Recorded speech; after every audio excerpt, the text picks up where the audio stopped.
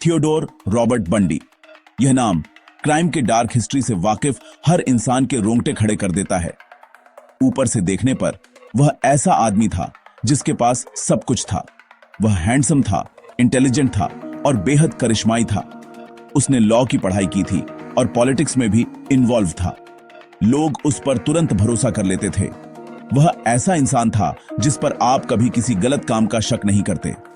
वह एक perfect gentleman, एक फ्रेंडली नेबर और एक प्रॉमिसिंग यंग प्रोफेशनल लगता था जिसे बड़ी सक्सेस मिलनी तय थी। यह ध्यान से बनाई गई इमेज उसका सबसे खतरनाक हथियार थी, एक ऐसा नकाब जिसे वह अपने अंदर छिपे मॉन्स्टर को छिपाने के लिए पहनता था। इस पॉलिश एक्सटीरियर के पीछे एक डरावना सीक्रेट था। टेड बंडी वह नहीं था जो वह दिखता था। वह अमेरिकन हिस्ट्री के सबसे कुख्यात और सैडिस्टिक सीरियल किलर्स में से एक था। 1970 के दशक के दौरान उसने किडनैपिंग, सेक्सुअल असॉल्ट और मर्डर की एक डरावनी लहर शुरू की। उसने कई राज्यों में यंग महिलाओं को टारगेट किया, अपने पीछे तबाही और डर का निशान छोड़ गया। उसके crime random acts of violence नहीं थे, उन्हें ठंडे कैलकुलेटिंग प्रेसिशन के साथ बारीकी से प्लान और एग्जीक्यूट किया गया था। दुनिया उसे फ्यूचर लॉयर के तौर पर नहीं बल्कि एक प्रेडेटर के तौर पर जानने लगी जिसने अपने चार्म का इस्तेमाल करके दर्जनों इनोसेंट विक्टिम्स को उनकी मौत के घाट उतार दिया।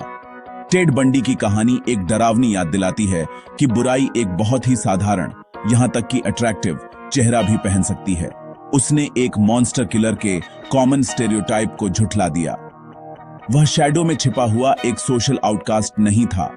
इसके बजाय वह सोसाइटी में आजादी से घूमता था। उसका असली नेचर उन लोगों से पूरी तरह छिपा हुआ था जो उसे जानते थे। वह धोखे का मास्टर था। अपने दोस्तों और परिवार से लेकर लॉ एनफोर्समेंट ऑफिसर्स तक अपने आसपास के हर किसी को मैनिपुलेट करता था। डबल लाइफ जीने की उसकी क्षमता, एक चार्मिंग पब्लिक पर्सोना और एक क्रूर किलर के बीच आसानी से स्विच करना, यही उसके केस को इतना गहरा, डिस्टर्बिंग और एंडलेस फैसिनेशन और स्टडी का विषय बनाता है। उसकी कुख्याति, उसके क्राइम की क्रूरता और उसकी पब्लिक इमेज के साथ चौंकाने वाले कॉन्ट्रास्ट से पैदा हुई है। उसके केस के आसपास की मीडिया सनसनी ने उसे एक भयावह सेलिब्रिटी बना दिया। वह खुले तौर पर छिपी हुई शुद्ध, मिलावट रहित बुराई का प्रतीक बन गया। बंडी की कहानी हमें अपने खुद के फैसलों पर सवाल उठाने और उस असहज सच्चाई का सामना करने पर मजबूर करती है कि सबसे खतरनाक मॉन्स्टर अक्सर वही होते हैं जिनकी हमें सबसे कम उम्मीद होती है। उसकी विरासत केवल आतंक की नहीं है बल्कि एक चेतावनी भरी कहानी भी है उस अंधेरे के बारे में जो एक दिखने में परफेक्ट स्माइल के पीछे छिप सकता है। एक ऐसी कहानी जो सामूहिक चेतना को परेशान करती रहती है। टेड बंडी का काम करून का तरीका जितना चालाक था उतना ही क्रूर भी। वह एक प्रेई था जो अपने शिकार का ध्यान से अध्ययन करता था। उसकी विक्टिम्स लगभग हमेशा यंग, अट्रैक्टिव महिलाएं होती थीं, जिनकी अमूमन लंबी, डार्क बाल बीच से पार्टेड होते थे। कई लोगों का मानना है कि वे एक पूर्व गर्लफ्रेंड जैसी दिखती थीं, जिसने उसका दिल तोड़ा था, एक रिजेक्शन जिसने शायद उसके गहरे बैठे गुस्से को बढ़ावा दिया था। बंडी अक्सर कॉलेज कैंपस, बीचेस और अन्य पब्लिक जगहों पर जाता था जहां वह आसानी से संभावित टारगेट ढूंढ और देख सकता था। वह जल्दबाजी नहीं करता था, वह सही मौके का इंतजार करता था। भीड़ में आसानी से घुल मिल जाता था। उसका हैंडसम चेहरा किसी भी शक को दूर कर देता था। यह सावधानी पूर्वक चयन प्रक्रिया उसकी हत्या के लिए उसके कैलकुलेटेड अप्रोच की एक पहचान थी। उसकी प्राइमरी टैक्टिक चोट या लाचारी का नाटक करके विक्टिम का भरोसा जीतना था। बंडी अक्सर अपने हाथ पर नकली प्लास्टर या स्लिंग पहनता था या बैसाखी का इस्तेमाल करता था और फिर एक यंग महिला से बुकेन ले जाने या अपनी वॉक्सवैगन बीटल में कुछ लोड करने में मदद करने के लिए कहता था। एक ऐसे समाज में जहां लोगों को जरूरतमंदों की मदद करना सिखाया जाता है, यह एक शैतानी रूप से प्रभावी चाल थी। जैसे ही कोई महिला उसकी मदद करने के लिए झुकती, वह हमला करता, उसे एक क्रोबार या किसी अन्य कुंद वस्तु से मारता और फिर उसे अपनी कार में जबरदस्ती ले जाता। उसने मानवीय करुणा का फायदा उठाया, एक साधारण काइंडता के कार्य को अपनी अनजाने शिकार के लिए मौत की सजा में बदल दिया। एक बार जब शिकार उसके कंट्रोल में आ जाता था तो असली हॉरर शुरू हो जाता था। वह उन्हें एक सुनसान, अक्सर पहले से चुनी हुई जगह पर ले जाता था, जहां वह उन्हें भयानक यौन उत्पीड़न और टॉर्चर करता था और अंततः उनकी हत्या कर देता था। बंडी एक नेक्रोफाइल था, जिसका मतलब है कि वह अपने शिकार के शवों के साथ उनके एम्ब्रूने के लंबे समय बाद भी यौन संबंध बनाता था। वह अक्सर डंप साइट्स पर वापस आता था ताकि शवों को संवार सके और अपने जघन्य कृत्यों को फिर से जी सके। ट्रांसपोर्टेशन को आसान बनाने और सबूत छिपाने के लिए वह कभी-कभी शवों को टुकड़ों में काट देता था। इस व्यवस्थित क्रूरता और पोस्टमार्टम विकृति ने डिप्राविटी का एक ऐसा स्तर दिखाया जिसने सबसे अनुभवी जांचकर्ताओं को भी चौंका दिया। बंडी के अपराध एक क्षेत्र तक सीमित नहीं थे। उसके आतंक का राज कई राज्यों में फैला हुआ था, जिनमें वॉशिंगटन, यूटा, कोलोराडो और आखिर में फ्लोरिडा शामिल थे। इससे कानून प्रवर्तन के लिए बिंदुओं को जोड़ना अविश्वसनीय रूप से मुश्किल हो गया।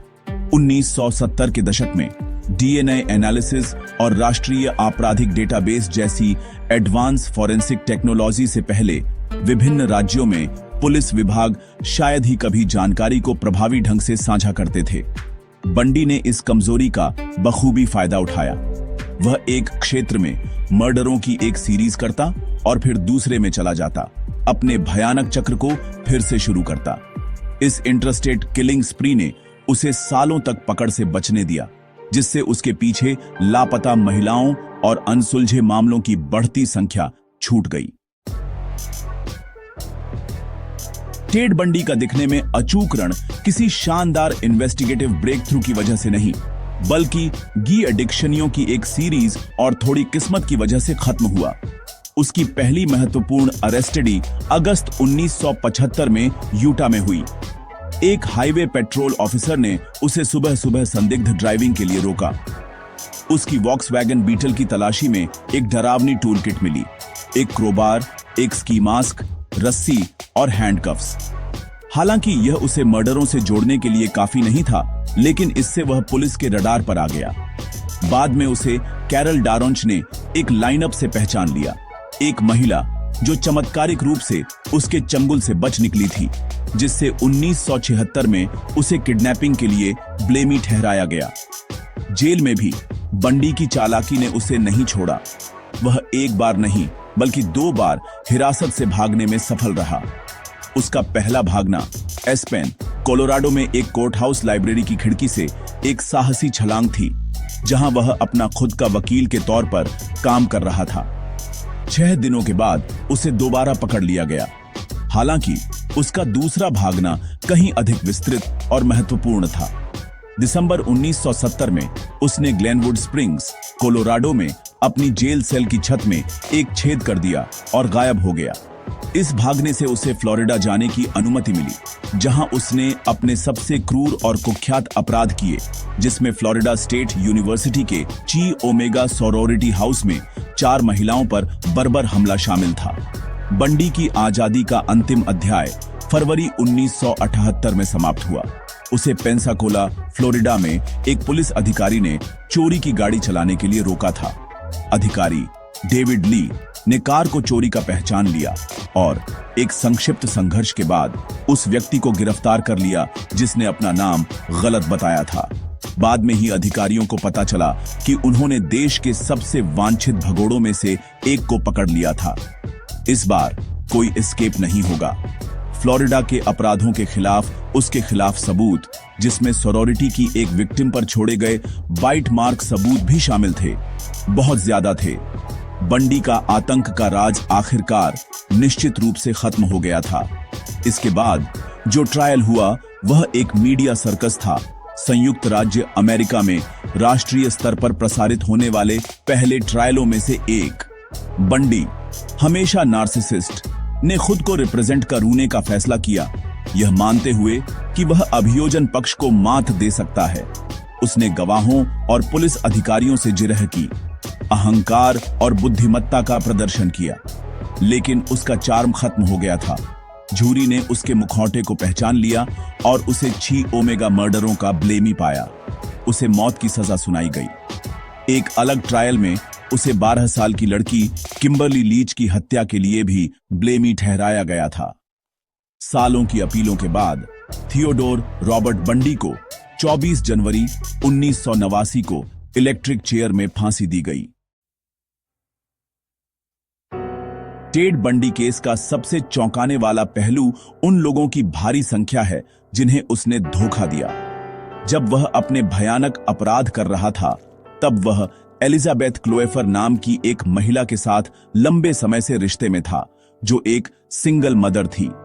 उसने अपने अनुभव के बारे में एक किताब भी लिखी, जिसमें उसने उसे एक दयालु और प्यारा पार्टनर बताया जो उसकी छोटी बेटी के लिए एक अद्भुत पिता जैसा था। सालों से उसे शक होता था। उसने कई बार पुलिस को भी रिपोर्ट किया, लेकिन वह कभी भी उस केयरिंग आदमी को पूरी तरह से नहीं मिला पाई जिसके साथ वह रहती थी, और उस मॉन्स्टर को जिसे खबरों में बताया जाता था। यह दोहरापन उसके जीवन को कंपार्टमेंटलाइज करने की उसकी अविश्वसनीय क्षमता का प्रमाण है। एक और इंटरेस्टिंग फिर भी डरावना तथ्य बंडी का पब्लिक सर्विस और कानून में संक्षिप्त प्रयास है। 1973 में उसने वॉशिंगटन स्टेट के गवर्नर डैनियल जे इवांस के कैंपेन के लिए काम किया। उसे काफी पसंद किया जाता था और एक ब्राइट और समर्पित कर्मचारी माना जाता था। बाद में यूटा में लॉ स्कूल में पढ़ते समय उसे एक होन प्रॉमिसिंग छात्र माना जाता था। उसे उस गवर्नर से लॉ स्कूल के लिए रिकमेंडेशन लेटर भी मिला था, जिसके लिए उसने काम किया था। कानून और व्यवस्था के उन्हीं सिस्टम्स से उसकी यह निकटता, जिनका उसने इतनी खुले तौर पर उल्लंघन किया, उसके साइकोलॉजिकल प्रोफाइल में एक और परत जोड़ती है। वह सिस्टम को अंदर से समझता था, जिससे शायद उसे इतने लंबे समय तक पकड़ से बचने में मदद मिली। अपनी फांसी से पहले बंडी ने इंटरव्यू की एक सीरीज में हिस्सा लिया, जिनमें सबसे खास साइकोलॉजिस्ट जेम्स डॉबसन और FBI प्रोफाइलर बिल हैगमायर के साथ थे। इन अंतिम कन्फेशंस में उसने अपने कार्यों के लिए दोष दूसरों पर डालने की कोशिश की। उसने दावा किया कि युवावस्था में हिंसक पोर्नोग्राफी की उसकी लत ने उसके दिमाग को भ्रष्ट कर दिया था और उसे हत्या के रास्ते पर धकेल दिया था। जबकि कई एक्सपर्ट्स इसे पूरी जिम्मेदारी लेने से बचने का एक स्वार्थी प्रयास मानते हैं, इसने हिंसक मीडिया के संभावित प्रभावों के बारे में एक राष्ट्रीय बातचीत शुरू की। चाहे यह एक वास्तविक स्पष्टीकरण था या हेरफेर का अंतिम कार्य, उसके शब्दों ने क्रिमिनोलॉजिकल और साइकोलॉजिकल डिस्कोर्स पर प्रोफाउंड इंपैक्ट छोड़ा। टेड बंडी की कहानी समाज के लिए एक कड़ा सबक देती है। यह हमें सिखाती है कि बुराई हमेशा राक्षसी विशेषताओं या स्पष्ट चेतावनी संकेतों के साथ खुद को प्रकट नहीं करती है। यह आकर्षक, बुद्धिमान और पूरी तरह से साधारण हो सकती है। बंडी के मामले ने कानून प्रवर्तन को ज्यूरिसडिक्शन के बीच संचार में सुधार, कानूनी और आपराधिक प्रोफाइलिंग के विज्ञान को आगे बढ़ाने में मदद की। जनता के लिए यह सतर्क रहने और यह समझने की एक गंभीर याद दिलाता है कि विश्वास, जबकि एक गुण है, एक कमजोरी भी हो सकता है। टेड बंडी की खौफनाक कहानी से अंतिम सबक यह है कि मानवीय विकृति की सबसे गहरी गहराई सबसे ठोस और सुखद मुखौटों के पीछे छिप सकती है।